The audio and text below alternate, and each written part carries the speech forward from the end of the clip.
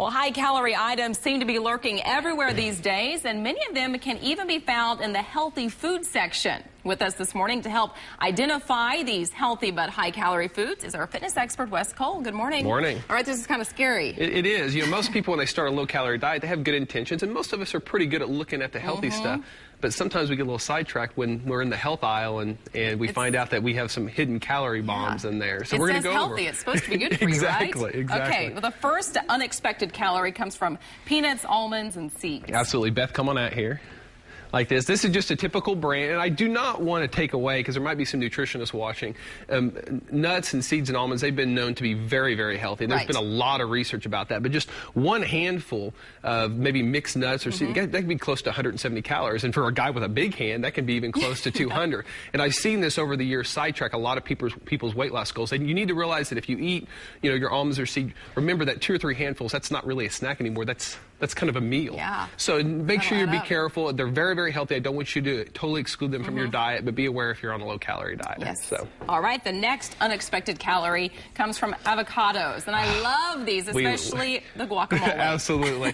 And I was telling you, I had it last night. I love avocados, especially guacamole, but people do tend to get carried away with it. Beth, come on out here. We got an avocado, but just this little avocado, just to give you an example, about 300 calories, 320 calories. Really? Some of the big ones can be closer to 400. And, you know, it's real easy to polish off 2 or 3 of these just in a good bowl of guacamole, so you have to be real careful. What's weird is when I tell people to start eating more vegetables, they tend to, for some reason, focus more on the avocados. And I think naturally, after 2 weeks you've been on a low-calorie diet, we tend to crave kind of the high-fatty stuff. We're kind of having withdrawals. So just be aware of that. Be aware that, you know, you are pretty safe in the produce aisle, but watch avocados. Maybe put a couple slices on your you know, sandwiches, but limit just the guacamole. A couple, not the whole thing. Yeah, limit the, don't have a guacamole sandwich.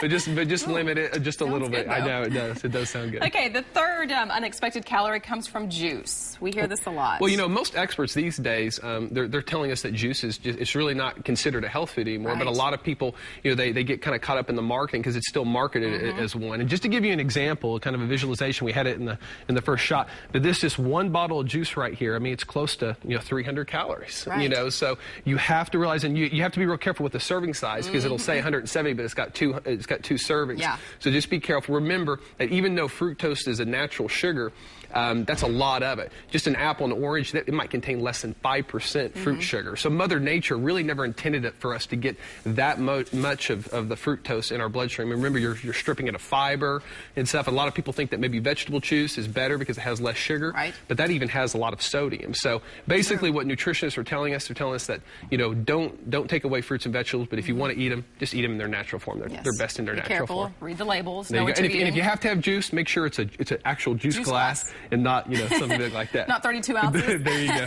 All right, now time to answer some questions from our viewers. This first question comes from David. I'm injury prone. What's the best way to prevent injury in the weight room? Well, this is very simple. You know, we've heard it before, but especially guys. Women, they lift too light. Men, they just simply lift too heavy. In fact, it's so bad. To show off. When a guy comes in, they said they've lifted weights in the past, I usually subtract about 50 or so pounds on all their lifts because they tend to overmeasure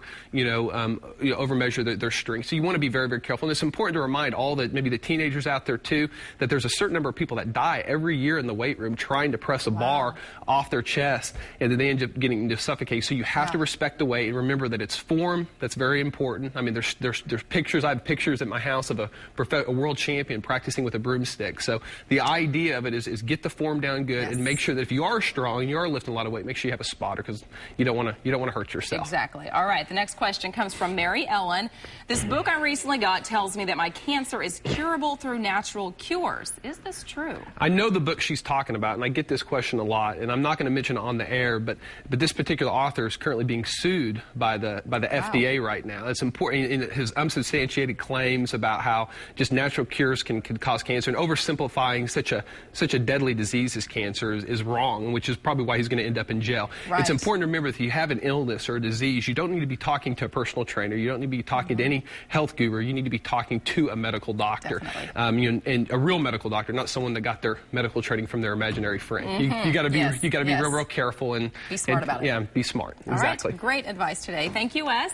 If you have a question that you would like Wes to answer, just go to the health section of our website, kjrh.com, or you can give Wes a call. His number is 749-0960, or visit his gym on 46th, just east of Sheridan.